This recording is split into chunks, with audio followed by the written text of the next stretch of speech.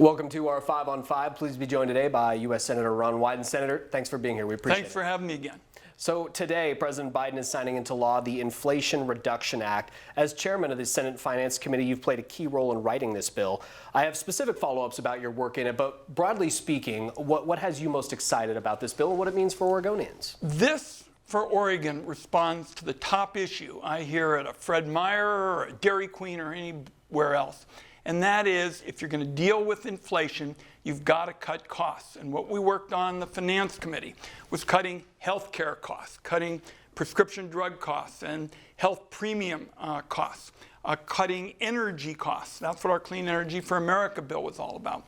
And then, of course, deficit reduction, to reduce borrowing on the government side can help homeowners and car buyers and the like.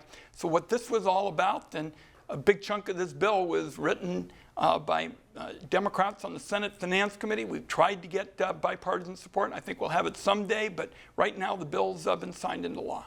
You referenced it. Part of your Clean Energy for America Act is in this bill. You first introduced it back in 2015. What changes does this bill mean for our country? What this is all about is an energy transformation. We basically took the tax code and we threw it in the garbage can.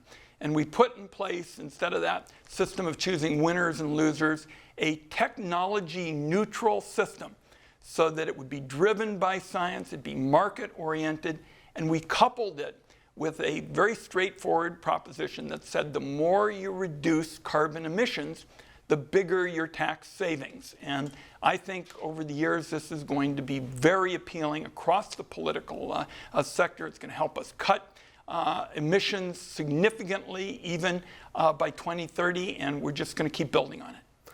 On healthcare, this Inflation Reduction Act includes your work to reduce the rising cost of prescription drugs. What does this mean for our viewers? What it means right away is hundreds of thousands of senior citizens in Oregon, and particularly in Southern Oregon, are going to start saving money on their prescription bills, and they feel like they're getting mugged at the pharmacy counter. And part of this is going to start in a couple of months. If the big pharma crowd raises prices, particularly on these older drugs, more than inflation, they're going to pay a penalty. This will be the first time in the history of this program, that began in 1965, where there are really consequences for price gouging on drugs like insulin. Very good. We're going to take a commercial break. We'll have much more in a moment with Senator Wyden. Stay with us.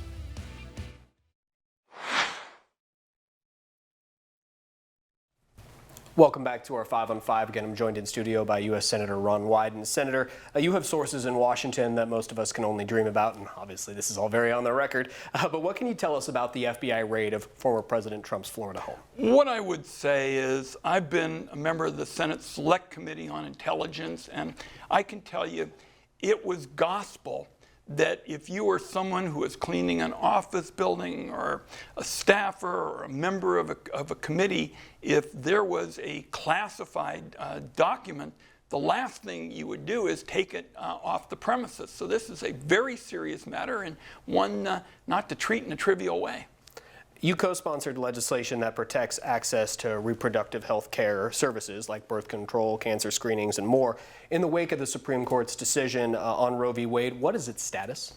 Well, we're doing everything we can to put into black letter law Roe versus Wade in order to make sure that women are going to make these decisions with respect to reproductive health rather than government. Second, because of my involvement in technology, I'm particularly involved in making sure that women don't have their personal data weaponized against them, for example, sold to data brokers or something else that could put at risk both their financial well-being, but also their very health. Given the makeup of the Senate, of course, right now, is there any chance of this passing this year? My sense is that senators being home over this month are going to hear on issues like abortion that people, Democrats, Republicans, no matter what your political view is in this state, they believe women ought to be left alone to make their own decisions. We appreciate you taking the time, Senator. Thanks for having me. Thank you so much. We'll be right back.